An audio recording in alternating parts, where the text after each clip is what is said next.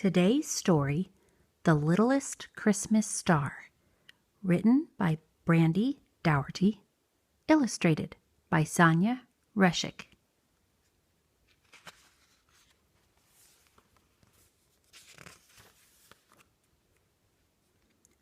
One snowy afternoon, Max's teacher announced his class would put on a Christmas play.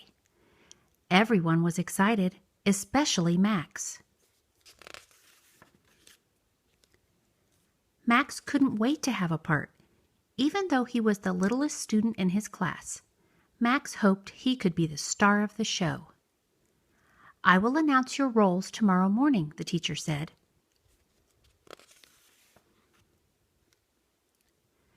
The next morning, Max's teacher called out the role each student would play. Max waited and squirmed, and waited and squirmed. And finally, Max, the teacher said, "You will be the star." Max's eyes grew wide. He smiled a big, big smile. He really was the star of the show.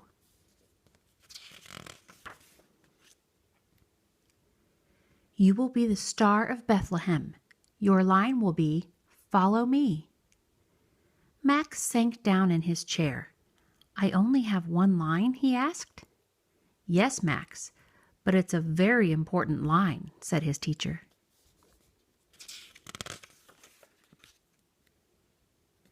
Everyone in the class was jumping around and buzzing with excitement.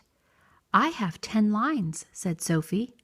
"I get to paint the set," said Max's friend Henry. But Max did not jump around. He was sad. He wanted to have a big part in the play, but instead he had the littlest one.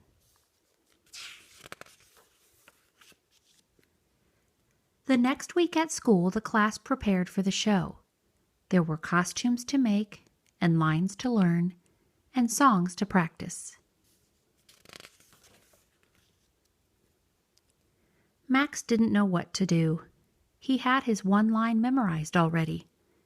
Maybe, Max decided, he could help out with the other parts too.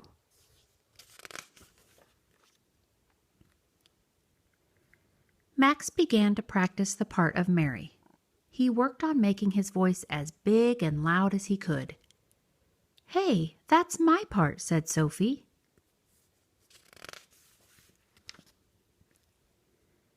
Max wandered to where the set was being painted. He dabbed a brush in purple paint and began to paint a tree. He wanted the trees to stand out on stage. "I'm the set painter," Henry told him, "and trees aren't purple anyway."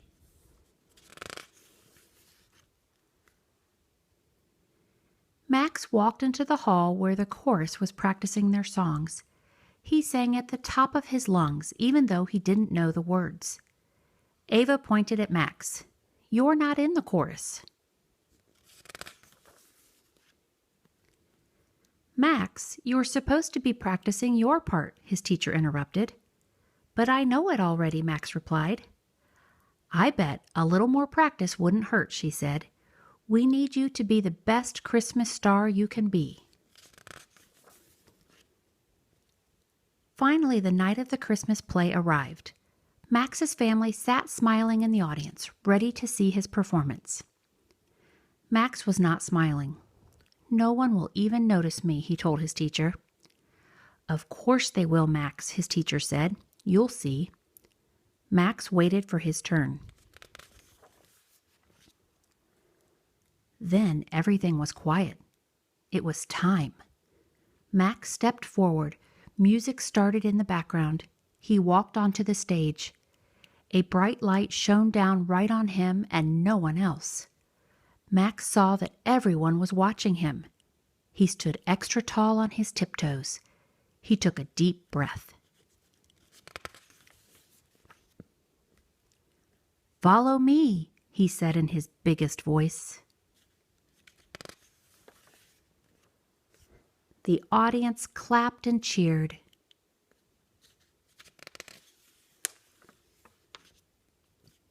Max's teacher was right. He may have had a small part, but Max was a big star. The end.